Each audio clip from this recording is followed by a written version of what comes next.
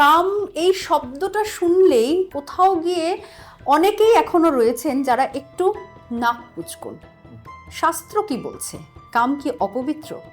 হিন্দু শাস্ত্র মতে কাম অত্যন্ত পবিত্র বস্তু। কাম এমন একটি বস্তু যা ভগবানের সৃষ্টির যে ইচ্ছা বা সৃষ্টি কার্য তাকে সহায়তা করে। যদি কাম না থাকে তাহলে সৃষ্টি হবে কি করে? কামদেবকে ভীষণ সুন্দর দেখতে, কিন্তু কামদেব খুব একটা ফর্সা নয়। কামদেব শ্যামবর্ণ হবে, অত্যন্ত সুন্দর দেখতে। কামদেবের হাতে একটি তীর ধনুক থাকে, এটাও খুব মজার জিনিস। এই তীরটা বলা হয়েছে কোথাও কোথাও যে এটা আখ দিয়ে তৈরি, আখ মিষ্টি, আখ দিয়ে তৈরি, ফুল দিয়ে সাজানো, এবং এর যে ছিলাটা, ওই যে গুণ সুতোটা, এই সুতোটা পরপর পরপর ভ্রমর দিয়ে তৈরি। আচ্ছা, বাঙালির প্রেমের দিবস সরস্বতী পুজো, এটা কিভাবে রিলেট করা হলো হঠাৎ করে? অর্থাৎ তারা ধীরে ধীরে কামদেবের আন্ডারে আসছে। এই যে কামদেব, তিনি তো তাহলে কোথাও গিয়ে স্থির করছেন কার মনে কার জন্য ভালোবাসা বা প্রেমের উদয় হবে, সেই ভাবনাটা তো তিনি স্থির করছেন। এমন অনেককে দেখি যে একাধিক ব্যক্তি, মানে একাধিক পুরুষ বা নারীর প্রতি ভালোবাসা, সেটা কিভাবে তাহলে সম্ভব? মানে কামদেব যে সর্বদাই স্ক্রিপ্ট মেনে চলেন এমনটা নয়। খোলাপাতা এবং অর্পিতার আরও একটা পডকাস্টে আপনাদের স্বাগত। আজকের পডকাস্টে আমরা যে বিষয় নিয়ে আলোচনা করব তা কিন্তু খুব ইন্টারেস্টিং হতে চলেছে। কাম ও প্রেম। শাস্ত্রে কাম ও প্রেম দুটি কি ভিন্ন ধারণা? কাম কি সত্যি অপবিত্র? বসন্তে কেন কামের পুজো করা হয়? এই বিষয়গুলোর নানান ব্যাখ্যা এবং আলোচনা আজ আমরা করব আজকের এপিসোডে, এবং অবশ্যই শুনে নেব। আমাদের সঙ্গে রয়েছেন আমাদের অতি প্রিয় ব্রহ্মানন্দজি। স্বাগত। এবং অনেকদিন আগেই আমরা আলোচনা করছিলাম যে এই বিষয় নিয়ে আমরা একটা পর্ব করব, কাম এবং প্রেম। যেটা প্রথমেই জানতে চাইবো যে কাম এই শব্দটা শুনলেই কোথাও গিয়ে অনেকেই এখনো রয়েছেন যারা একটু নাক কুচকুন। শাস্ত্র কি বলছে? কাম কি অপবিত্র? একদমই না। হিন্দু শাস্ত্র মতে কাম অত্যন্ত পবিত্র বস্তু। কাম এমন একটি বস্তু যা ভগবানের সৃষ্টির যে ইচ্ছা বা সৃষ্টি কার্য তাকে সহায়তা করে। যদি কাম না থাকে তাহলে সৃষ্টি হবে কি করে? সৃষ্টি একমাত্র কামই তো করতে পারে। প্রজাপতি ব্রহ্মা প্রথমে কয়েকটি অজনিজ সৃষ্টি করেছেন, কিন্তু তারপরে আপনি দেখুন প্রজাপতি প্রথমে কি করলেন? মনু শতরূপা। একে আমরা শাস্ত্রের ভাষায় বলি মিথুন, একটা কাপল। সমস্ত প্রাণীর জন্য ভগবান মিথুন সৃষ্টি করেছেন। তাহলে মিথুন সৃষ্টি করলেন কি জন্য? মিথুন তো কামের দ্বারাই নতুন জীবের জন্ম দেবে। তাহলে ঈশ্বরই তো চান যে কামের দ্বারাই সৃষ্টি হোক। তাহলে কি আপনি যদি কামকে অপবিত্র বলেন, তাহলে গোটা জগৎ সংসারটাকেই তো অপবিত্র বলতে হয়। একদমই। গোটা সৃষ্টিটাই তাহলে অপবিত্র হয়ে যায়। কাম কোনোভাবেই অপবিত্র নয়। এবার একটা কথা আছে, বৈধ কাম, অবৈধ কাম। যখন কাম বৈধ, অর্থাৎ যে কামের দ্বারা ধর্ম রক্ষাকারী, সমাজ রক্ষাকারী সন্তানের সৃষ্টি করা হয়, সেই কাম বৈধ এবং পবিত্র। যে কামের দ্বারা শুধু লালসা চরিতার্থ হয় তা অপবিত্র। মিষ্টি খেতে ভালো লাগে, অতিরিক্ত মিষ্টি খেলে সুগার হয়। এই লিমিটটা রাখতে হবে। একদমই। এই যে কাম এবং প্রেম কোথাও গিয়ে একটা ভোগের জন্য, আরেকটা পরম সত্তার সেবা। হুম। তাহলে এই কামের যে দেবতা, হুম। তার মানে পুজো যেহেতু আমরা করি, হুম। এটা একটা দৈব বিষয়, সেটা তাহলে বলাই যায়। একদম। কামদেবকে তো আমরা পূজা করছি। রতি এবং কাম, এবার দেখুন, কামের স্ত্রী হচ্ছেন রতি। রতি মানে কি, সংস্কৃত ভাষায় রতি ক্রীড়া এই কথাটি বলা হয়েছে। রতি ক্রীড়া মানে নরনারীর দৈহিক মিলনের পদ্ধতি। তো সেই রতি দেবী, দেবী দেখুন, বলতে গিয়েই আমার মুখ দিয়ে বেরোচ্ছে দেবী, সেই রতি দেবী তিনি কামদেবের স্ত্রী, কামদেবের সঙ্গিনী, কামদেবের সহচরী, কামদেবের শক্তি। দেখুন এখানেও বলি, এই যে আমি বলছি কামের দ্বারা জগতে বৈধ সৃষ্টি হবে, বৈধ সন্তান উৎপাদন হবে। বৈধ সন্তান উৎপাদনটা হবে কি করে? রতি ক্রীড়ার দ্বারা হবে। তাহলে কামের মুখ্য সহচরী রতি, সেই জন্য কামদেব এবং রতিকে আমরা এখানেও একটা কাপল ভাবছি। এই যে রতি দেবী এবং কামদেব, এরা তো পূজনীয় দেবী দেবতা, তাহলে এটা অবশ্যই দৈব। দেখতে কেমন তিনি? কামদেবকে ভীষণ সুন্দর দেখতে, কিন্তু কামদেব খুব একটা ফর্সা নন। আচ্ছা। কামদেব শ্যামবর্ণ হবেন, অত্যন্ত সুন্দর দেখতে। কামদেবের হাতে একটি তীর ধনুক থাকে, এটাও খুব মজার জিনিস। এই তীরটা বলা হয়েছে কোথাও কোথাও যে এটা আখ দিয়ে তৈরি, আখ মিষ্টি, আখ দিয়ে তৈরি, ফুল দিয়ে সাজানো, এবং এর যে ছিলাটা, ওই যে গুণ সুতোটা, এই সুতোটা পরপর পরপর ভ্রমর দিয়ে তৈরি। আচ্ছা। হ্যাঁ, এবং হাতে যে তীর থাকবে, এই তীরগুলো হচ্ছে আসলে পুষ্পবাণ, ফুল।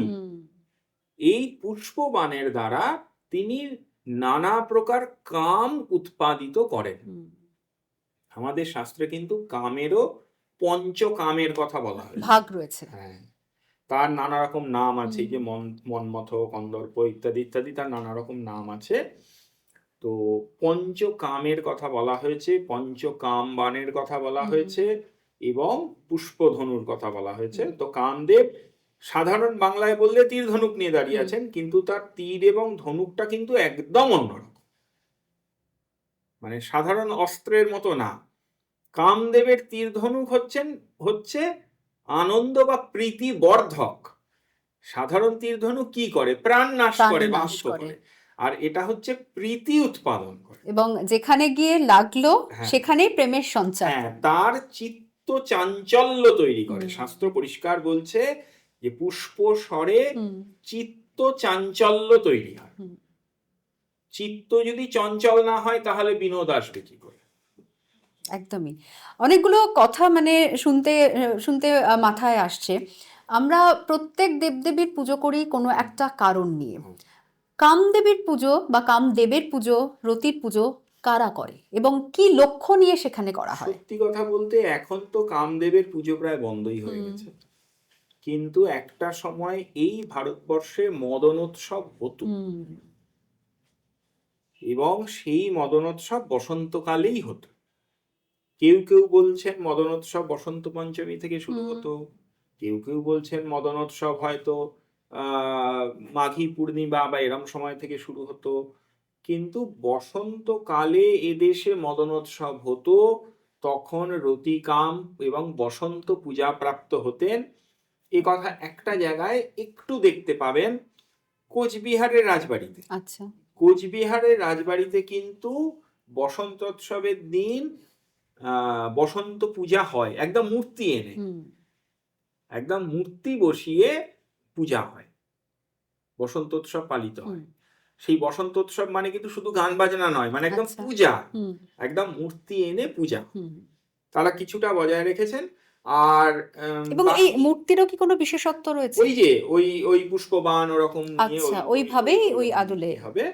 এবং কামদেবের বাহনের ক্ষেত্রেও অনেক জায়গায় টিয়া পাখির কথা বলা আছে, টিয়া হবেন তার বাহন, তিনি ওরকম পুষ্পধনু এবং পুষ্পস্বর নিয়ে থাকবেন। তো এইভাবেই মদন দেবের পূজা। মানে খুব আকর্ষণীয় একটা আকর্ষণ- চরিত্র বলা মানে যায়। এটা আনন্দ উৎসব। হুম, এই এই মদনোৎসবে কিন্তু পূজার সঙ্গে নৃত্য, গীত ইত্যাদি থাকবে। আচ্ছা। মানে প্রীতিজনক, হুম, আনন্দবর্ধক যে ব্যবস্থা হুম। তা থাকবে। তো সেক্ষেত্রে মানে এই যে বসন্তেই কেন পুজো, মানে বসন্তে আমরা শুনে থাকি বসন্তে মনে প্রেমের সঞ্চার হ্যাঁ, হয়, সেই জায়গা থেকেই সেখান থেকে বসন্তেই এই সেখান থেকে কামদেবের হ্যাঁ, পুজো। একদম সেখান থেকেই। একটা সময় দেখুন, হুম, বর্তমানে আমরা এসি চালিয়ে ঘরে বসন্ত এনে ফেলতে পারি, হুম। কিন্তু একটা প্রকৃতির সময়ে বসন্ত। তো প্রকৃতির ওপরে আমরা সম্পূর্ণ নির্ভর হুম, করতাম। হ্যাঁ, তো সেই জন্য প্রচন্ড শীত, তারপরে যখন বসন্ত আসছে হুম, এবং ওই যে আনন্দদায়ক কাল, আনন্দদায়ক প্রকৃতি, হুম, গাছের পাতাগুলো ঝরে গেছিল, নতুন পাতা বেরোলো, নতুন ফুল ফুটলো, এই যে জায়গাটা, এই জায়গাটা মানুষের মনে আনন্দ তৈরি হুম। করত। সেখান থেকেই বসন্তকালকে গুরুত্ব দেওয়া হয়েছে এবং সেইখান থেকেই ধীরে ধীরে, এখানেও বলি অনেকের বক্তব্য কিন্তু এটাও যে আহ, এই মকর সংক্রান্তি বা এর থেকেই ধীরে ধীরে বসন্তোৎসবের সূচনা। সূচনা হয়। আচ্ছা। কারণ দিন বড় হচ্ছে, হুম, রাত ছোট হয়ে হুম, যাবে, তখন আস্তে আস্তে তাহলে শীত কমে যাবে, প্লেজেন্ট হুম, ওয়েদার আসবে। তো সেই জন্য তখন যেহেতু গোটাটাই প্রকৃতি হুম, নির্ভর, হুম, আমাদের জীবনটা একদম প্রকৃতির সঙ্গে অঙ্গাঙ্গিভাবে জড়িত, সেই জন্য এই প্রীতিজনক কালটা মানুষের মনে আনন্দ তৈরি। আচ্ছা। সেই আনন্দ থেকেই আনন্দের প্রকাশ। হুম, তো আনন্দের দেখুন, একজন সাধক, একজন ঋষি, একজন সর্বত্যাগী সন্ন্যাসী, তার কাছে হয়তো আনন্দ মানে ব্রহ্মচিন্তন, হুম, কিন্তু সাধারণ যে মানুষ, তার মনে তো আনন্দ মানে ওটা নয়। না। তার মনে আনন্দ মানে একটু ভালো থাকবো, আনন্দ করব, নাচ গান করব, এবং আনন্দের একটা প্রকাশ কামের দ্বারাই প্রকাশিত হুম। হবে। এটা স্বাভাবিক এবং সহজ। এতে লজ্জা পাওয়ার বা লুকিয়ে রাখার বা খারাপ ভাবার কোনো কোনো জায়গা নেই। জায়গা নেই। কামের দ্বারাই প্রকাশিত হবে, হুম। সেই জন্য সেই ব্যবস্থা। এই যে কামদেব, তিনি তো তাহলে কোথাও গিয়ে স্থির করছেন কার মনে কার জন্য ভালোবাসা বা প্রেমের ভাবনা উদয় তৈরি হবে, হবে। সেই ভাবনাটা তো তিনি স্থির করছেন। এমন অনেককে দেখি যে একাধিক ব্যক্তি, মানে একাধিক হুম, পুরুষ বা নারীর হুম, প্রতি ভালোবাসা, হুম। সেটা কিভাবে তাহলে সম্ভব? দেখুন, কামদেব সর্বদাই যে বিধি মেনে কাজ করবেন এমনটা নয়। আচ্ছা। মানুষের কর্তব্য যে উচিত অনুচিতটা বিচার করে কাজ করা। দেখুন, কামদেব তো তার কাজের জন্য শাস্তিও পেয়েছেন। হুম। মদন ভস্য, মানে প্রাণ চলে গেছে প্রাণ তার, চলে গেছে তার। তিনি তার কাজের জন্য শাস্তিও হুম। পেয়েছেন। অনেক ঋষিরা মাঝে মধ্যে তার উপর রেগে গেছেন, তখন তিনি সেখান থেকে পালিয়ে গেছেন। হুম। হ্যাঁ, এরকম তো ঘটেছে। মানে কামদেব যে সর্বদাই স্ক্রিপ্ট মেনে চলেন এমনটা নয়। এমনটা নয়।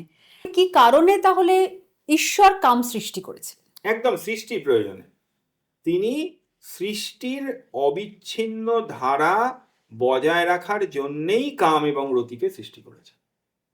কাম এবং রতির দ্বারাই অবিচ্ছিন্ন ধারায় সৃষ্টিকার্য জগতে হতে থাকবে, এটা ছাড়া হতে পারবে না। তা না হলে তো প্রতিবার ব্রহ্মাকে মানুষ তৈরি করতে হবে, কুকুর, বেড়াল, হাতি, ঘোড়া, হুম। বাঘ, সিংহ সব তৈরি করতে হবে, ওরম ভাবে তো হবে হুম। না। তাহলে প্রেম কি, শাস্ত্রে কি বলছে? প্রেম বিষয়টা কিন্তু একদম আলাদা। শাস্ত্রের ভাষায় কামের একটা ভার্সান যদিও হয়তো প্রেম, কিন্তু শাস্ত্র বলে প্রেম এমন একটা জিনিস যা একমাত্র জীবাত্মার সঙ্গে পরমাত্মারই হতে পারে। আচ্ছা। জীবাত্মা এবং পরমাত্মায় কাম তো হতে পারে না। হুম। তাহলে জীবাত্মা এবং পরমাত্মায় প্রেমই হওয়া সম্ভব। হুম। এবং জীবাত্মা এবং পরমাত্মার যে প্রেম, সেই প্রেম কখনো ভেঙে যাবে না। সেই প্রেমে কিন্তু খুব একটা চাওয়া পাওয়াও নেই। হুম। এবং প্রকৃত প্রেম প্র্যাকটিক্যালি শাস্ত্রের ভাষায় সমর্পণ। সেখানে কিন্তু চরম তৃপ্তি আছে। আচ্ছা। এখানেও বলি, কাম যদিও মানুষ একদম পরিষ্কার হুম। ভাষায় প্লেজারের জন্যেই কাম উপভোগ করতে চায়, হুম একদম সত্যি কথা। কিন্তু কাম উপভোগের দ্বারা কি আলটিমেট প্লেজার হয়? দেখুন, তৃপ্তি আমি কাকে বলবো? হুম যখন যেটা পাওয়ার পরে আমার আর তৃষ্ণা জাগবে না। থাকবে না। এবার আপনি বলুন, কোন প্রকার কামের দ্বারা কাম বাসনা চিরতরে তৃপ্ত হয়? হুম কোনো দিনই হয় না। এ তো আগুনে ঘি দেওয়ার মতো, যত দেবেন তত কত বাড়বে। বাড়বে। তাহলে একে তো তৃপ্তি বলে না। তৃপ্তি তখন হতে পারে যখন তার মনে পরমাত্মার প্রতি প্রেম জন্মাবে, সেটা তাকে পরিপূর্ণতার আস্বাদ এবং তৃপ্তি দুটোই প্রদান এনে দেবে। করবে। যেমন শ্রীকৃষ্ণ অর্জুনকে যেমন হ্যাঁ, প্রেমের প্রকৃত স্বরূপ হ্যাঁ, বুঝিয়েছিলেন। তো তবেই হবে। ফলে এবং জীবাত্মা এবং পরমাত্মা তা যখন প্রেমে আবদ্ধ হবে, তখন তার মনে আর কোনো দুঃখ কষ্ট কিছুই কিছুই থাকবে না। থাকবে না। এবং সে কিন্তু পরমাত্মার থেকে বাড়ি গাড়িও চাইবে না, কিছু চাইবেই না।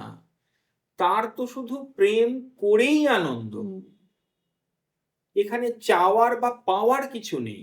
কিন্তু কামে কিন্তু পাওয়ার জিনিস আছে। দেখুন, আপনার যদি কারোর প্রতি কাম উৎপাদিত হয় মনে, সেই কাম যদি আপনার চরিতার্থ না হয়, তাহলে কিন্তু তার দুটো রিয়াকশনের কোনো একটা হবে, আচ্ছা, হয় দুঃখ নয় ক্রোধ। ভেবে দেখুন, এক্স্যাক্টলি। কামের জন্য খুন হয়নি, হুম কত বড় বড় যুদ্ধ হয়ে গেল দেশে, সে তো কামের জন্য। হুম তো আর তা না হলে একটা যার এই কাজ করার ক্ষমতা নেই, হুম সে কি হবে? তার দুঃখ। হুম কিন্তু প্রেম এমন একটা জিনিস যে এটা আপনাকে কখনোই দুঃখ দেবে না। এইখানেই কিন্তু বেসিক ডিফারেন্স। কিন্তু ডিফারেন্স। আমরা কিন্তু এই জিনিসটা বুঝতে পারি না। তাহলে এত বেশিরভাগ গোপনীয়তা কেন প্রেমের ক্ষেত্রে? প্রেমের ক্ষেত্রে গোপনীয়তা কেন? মানে সত্যি কথা বলতে কি, আসলে তো কামের একটা সফিস্টিকেটেড ভার্সনকেই লোকে প্রেম প্রেম বলে মনে বলে। করে। এবং কামকে বেশিরভাগ মানুষ লুকিয়েই রাখতে চায়, লজ্জার জিনিস বলে মনে করে, ওই জন্যই ওটাকে লুকিয়ে রাখে। কিন্তু প্রাচীন হিন্দু সমাজ, প্রাচীন ভারতীয় বৈদিক সমাজ কামকে কিন্তু খুব খোলামেলা ভাবে আলোচনা করেছে এবং উপভোগ করেছে, একবারও লুকিয়ে রাখতে চায়নি। আপনি কালিদাসের কুমার সম্ভব পড়ুন, ভগবান কার্তিকে জন্মের জন্যে যে মদন ভস্ম এত সব কাণ্ড হয়ে গেল, তারপরে যখন শিব পার্বতীর বিবাহ হলো আলটিমেটলি, তারপরে কালিদাস কি অসাধারণ বর্ণনা দিচ্ছেন, তাদের মিলনের কি অসাধারণ বর্ণনা দিচ্ছেন। লজ্জা পাননি তো? এবং দেবতা বলে লুকিয়েও রাখেননি, কিন্তু সেটাকে কিন্তু একটা সৌন্দর্যের মাত্রায় মাত্রাটা উন্নীত করেছেন, দেখেছেন। সেটাকে অশ্লীল নোংরায় পরিণত করেননি, সৌন্দর্যের জায়গায় নিয়ে গেছেন। এই জিনিসটা বুঝতে হবে, কামের মধ্যেও কিন্তু শ্লীলতা অশ্লীলতা থাকতে দুই পারে। রয়েছে। ফলে কামকে উপভোগ করতে, এও যদি আপনি যে কোনো মনোবিদের সঙ্গে এটা নিয়ে আলোচনা করেন, তাহলে আরো ভালো টার্মিনোলজি গুলো বুঝতে পারবেন যে মানুষের মনে কামের প্রবৃত্তির নানা প্রকার ভেদ। হয়তো কিছু কিছু এমন মানুষ আছেন যাদের মানসিকতা বিকৃত, তারা যন্ত্রণা যাতনা ইত্যাদিকে কামনা বলে মনে করেন। এক্স্যাক্টলি। তো এই ভুরি ভুরি উদাহরণ রয়েছে। ভুরি ভুরি এরম উদাহরণ আছে। তার অর্ধেক উদাহরণগুলো বাইরে আসে না, মানুষ চেপে রাখে। এগুলো শুধু পার্সোনাল লেভেলেই মানুষ জানতে পারে। কিন্তু এটা কিন্তু আমাদের ধর্মের দৃষ্টিতেও কাম নয়। তাহলে ওখানে দেবতা কোথায়? আপনি বলুন যে দেবত্ব, কামের যে স্বর্গীয় দেবত্ব, তা তো নষ্ট হয়ে গেল। তাহলে আর ওখানে কামদেবও নেই, ওটা লালসায় পরিণত হয়েছে। কামদেব কিন্তু লালসার দেবতা নন, কামদেব সুন্দর কামের দেবতা। সেই জন্য তিনি অত সুন্দর। আপনি এটাও যদি ভাবেন, আপনি যদি আইকনোগ্রাফি গুলো ভাবেন, দেখুন আমরা দৈত্য অসুরদেরকে রিপ্রেজেন্ট করার সময় বড় বড় দাঁত, বড় বড় চুল, গায়ের রংটা কালচে, দাঁত মুখ খিচিয়ে আছে, এরকম ভাবি। আর দেবতার ক্ষেত্রে সৌন্দর্যের পরাকাষ্ঠা, তাকে যত সুন্দর করে তোলা যায়। আপনি লক্ষ্মী ঠাকুর কিনতে গিয়ে সবার আগে কি বলেন? এই মুখটা সুন্দর। হ্যাঁ, তাহলে আপনি কি চাইছেন? আপনি আসলে সৌন্দর্য। আপনি তাহলে কাম যখন দেবতা, তখন তার মধ্যে সৌন্দর্য থাকবে, অসৌন্দর্য নারকীয় বিষয়বস্তু থাকতেই পারে না। তাহলে কার সাথে প্রেম হতে পারে? প্রেম তো জীবাত্মার পরমাত্মার সঙ্গে, এটা নিয়ে কোনো সংশয় নেই। কিন্তু কামনা, আমাদের শাস্ত্র বলে বৈধ কামনা জগতে, এই জন্যেই জগতে বিবাহ পদ্ধতির সৃষ্টি করা হয়েছে। বৈধ কাম বিবাহিত দম্পতিতেই সম্ভব, যেটা শুরুতেই বললেন। হ্যাঁ, কাম কিন্তু বাইরেও সম্ভব, কিন্তু তাহলে তাতে বৈধতা থাকবে না। আপনি বলবেন বৈধতার কি প্রয়োজন? বৈধতার প্রয়োজন সমাজ রক্ষার জন্য। সেই জন্য শাস্ত্র বলেছে যে বিবাহিত পত্নীতেই বৈধ সন্তান উৎপাদিত হবে, যেখানে সেই স্বীকৃতিটা থাকবে, স্বীকৃতি পাবে, সেই সন্তানই পিণ্ডদক ক্রিয়ার অধিকারী হবে। এই পিণ্ডদক ক্রিয়াই হচ্ছে তার বংশ পরম্পরার স্বীকৃতি, যে তার পিতৃপুরুষ তার জল এবং পিণ্ড গ্রহণ করবেন, তা না হলে করবেন না। আচ্ছা, পুরাণে তো বলে যে এই দিনে ব্রহ্মা সরস্বতীকে সৃষ্টি করেছিলেন, আবার সেই একই দিনে কামদেবেরও পুনর্জন্ম হয়েছিল। তাহলে এই সরস্বতী পুজো এবং এই কামদেবের সৃষ্টি হোক, বা এই বসন্তে যে প্রেমের যে একটা গুরুত্ব বা আবহ, এর মিলটা কোথায়? এর আসলে ডাইরেক্ট কোনো মিল নেই। আসলে ব্যাপারটা হচ্ছে কি, বসন্ত পঞ্চমী হিন্দু ধর্মের দৃষ্টিতে ভীষণ গুরুত্বপূর্ণ একটা তিথি। একদমই। যে তিথিতে যে কোনো প্রকার ধর্মকৃত্য হতে পারে।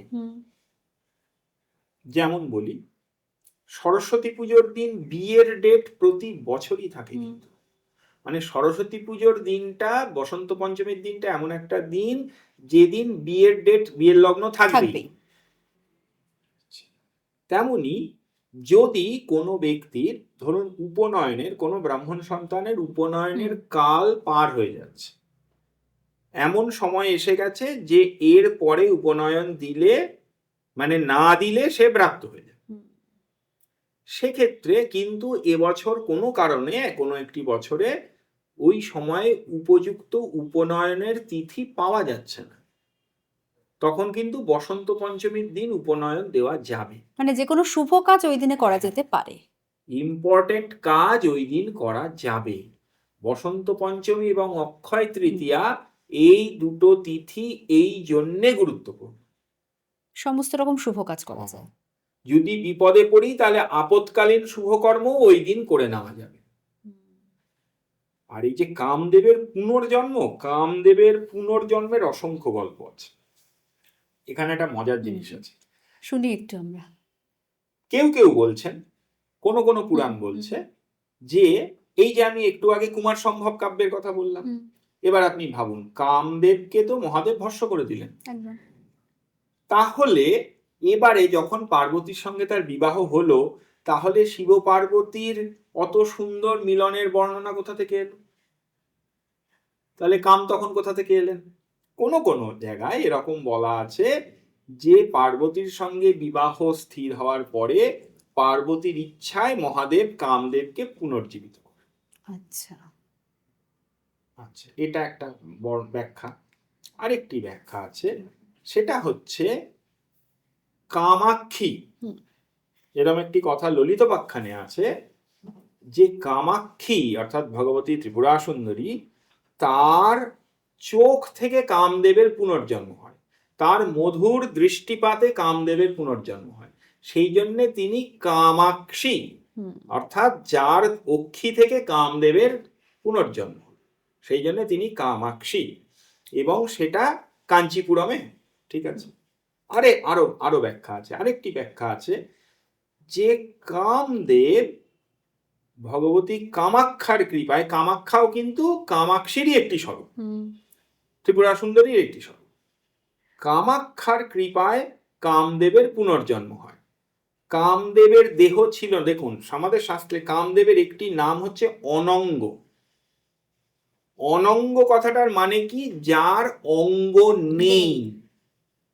কামদেব বহুকাল দেহহীন অবস্থায় ছিল। আচ্ছা, কামদেব পুনরায় দেহ ধারণ করলেন দেবী কামাক্ষার কৃপায়। সেই কামদেব পুনরায় রূপ পেলেন, সেই জন্য ওই স্থানটির নাম কামরূপ। আচ্ছা, এই যে কামরূপ কামাক্ষা বলি না, কামাখ্যা যেটা বলা হয়, ওই স্থানটির নাম কামরূপ। হুম, কামদেব পুনরায় রূপ ধারণ করলেন ভগবতীর কৃপায়, সেই জন্যে কামরূপ। আরো একটি ভালো ব্যাখ্যা আছে, সেটি হচ্ছে শ্রীকৃষ্ণের সঙ্গে কানেক্টেড, যে ভগবান বিষ্ণু এটা অঙ্গীকার করেন রতি দেবীর কাছে যে আমি কামদেবের দেহ প্রদান করব। হুম, এবার দেহ প্রদান করতে গেলে, স্থূল দেহ প্রদান করতে গেলে ভগবানকে কিছু একটা লীলা করতে হবে। এইবারে যখন ভগবান শ্রীকৃষ্ণ রুক্মিণী দেবীকে বিবাহ করলেন, তখন তাদের প্রথম যে সন্তানটি জন্মালো প্রদ্যুম্ন, এই প্রদ্যুম্ন হচ্ছেন অনঙ্গ কামের রূপ।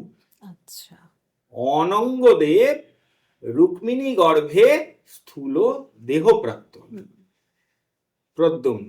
এবার এই প্রদ্যুম্নকে কিন্তু জন্মের পরে পরেই সম্বরাসুর অপহরণ করে নিয়ে চলে গেছিল ওই কামরূপে। ওখানে মায়াবতী, যিনি সম্বরাসুরের ওখানে ছিলেন, এই মায়াবতী চিনতে পারেন প্রদ্যুম্নকে। এই মায়াবতী হচ্ছেন রতি দেবীর অবতার। এবার এই মায়াবতী চিনতে পারেন প্রদ্যুম্নকে যে ভগবান কাম পুনরায় দেহ ধারণ করেছেন। তো মায়াবতী প্রদ্যুম্নকে মায়া শিক্ষা দেন, এবং ওই তার অস্ত্রবল এবং মায়া বলে প্রদ্যুম্ন সম্বরাসুরকে বধ করে মায়াবতীকে নিয়ে দ্বারকায় ফেরত আসে। বহু দিন থেকেই সরস্বতী পুজোর সাথে আবার বাঙালির প্রেম, এখন তো ভ্যালেন্টাইন্স ডে হিসেবেই আমরা শুনে আসি, কিন্তু তারও আগে থেকে যখন হয়তো ভ্যালেন্টাইন্স ডে এতটা প্রচলন হয়নি অন্তত আমাদের বাঙালির মধ্যে, বাঙালির প্রেমের দিবস সরস্বতী পুজো, এটা কিভাবে রিলেট করা হলো হঠাৎ করে? বসন্ত পঞ্চমীর সময় থেকে ধীরে ধীরে বসন্তের হাওয়া বইতে শুরু করে, এবং যতই আমরা এসি টেসি চালিয়ে বসন্ত আনি, কিন্তু প্রকৃতির প্রভাব আছেই আছে। ফলে এই যে ছোট ছোট বাচ্চা বাচ্চা ছেলে মেয়েরা, তারা যখন ধীরে ধীরে বড় হচ্ছে, তাদের যখন মনে ধীরে ধীরে পরিবর্তন আসছে, অ্যাডোলেসেন্স পিরিয়ড যেটা, যখন তাদের মনে ধীরে ধীরে পরিবর্তন আসছে, তখন তাদের মনে কিশোর কিশোরীদের মনে পারস্পরিক একটা আকর্ষণ তৈরি হয় স্বাভাবিকভাবে। অর্থাৎ তারা ধীরে ধীরে কামদেবের আন্ডারে আসছেন। আচ্ছা, হ্যাঁ, এবারে বসন্ত এবং কাম পরস্পর বলা হয় যে অত্যন্ত বন্ধু তারা। তো বসন্তের সূচনায় ধীরে ধীরে যখন কামের সমাগম হবে যাদের মনে, তার প্রকাশ হবে সেই তিথিতে। এবং এখানে সামাজিক এফেক্টটা কি না, এই তিথিতে ছেলে মেয়েগুলো পড়াশোনার যে কঠিন বিদ্যালয়ের বন্ধন থেকে কিছু সময়ের জন্য তখন তারা তাদের মনের ভাব প্রকাশ করতে পারছে, মানে অফিশিয়াল একটা সার্টিফিকেট পাওয়া ওই দিনটার জন্য। কিন্তু ব্যাপারটা কিন্তু এখানে প্রকৃতির প্রভাব আছে, এবং আমরা যখন ধর্মের দৃষ্টিতে ভাববো তখন কামদেব এবং বসন্ত দেবের প্রভাব আছেই, এদের মানতেই হবে। এবার এখানেও আপনি দেখুন না, আলটিমেটলি ভ্যালেন্টাইন্স ডে প্রেমের দিন কিনা এটা নিয়ে তাত্ত্বিক তর্ক প্রচুর আছে, যে এটা দুঃখের দিন নয় কেন। কিন্তু যাই হোক, সেই দিকে যাচ্ছি না।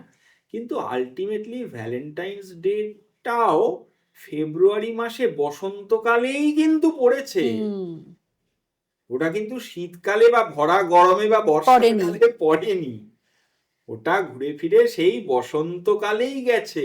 এটাও তো আমি বলবো যে কিছুটা সনাতন ধর্মেরই মাহাত্ম্য, যে না বুঝেও মানুষ ওই সময়ই ফেলে। একদমই তাই, মানে কোথাও গিয়ে প্রত্যেকটার সাথে একটা মানে সংযোগ কিন্তু রয়েছে, অবশ্যই আছে, একদমই তাই। আহ, অনেক ধন্যবাদ এবং খুব ইন্টারেস্টিং আলোচনা নিঃসন্দেহে, এবং মনে হয় আপনারাও যথেষ্ট উপভোগ করলেন এবং অনেক কিছু জানতেও পারলেন আজকের পডকাস্টের এই বিষয় থেকে। আমাদেরকে জানান কেমন লাগলো আজকের এই পডকাস্টের আলোচনা, এবং অবশ্যই আর কি কি দেখতে চাইছেন, কোন বিষয় নিয়ে আলোচনা শুনতে চাইছেন সেটাও কমেন্ট সেকশনে জানান। এবং ভালো লাগলে সেই একই কথা বলবো, লাইক করুন, কমেন্ট করুন এবং সাবস্ক্রাইব করুন।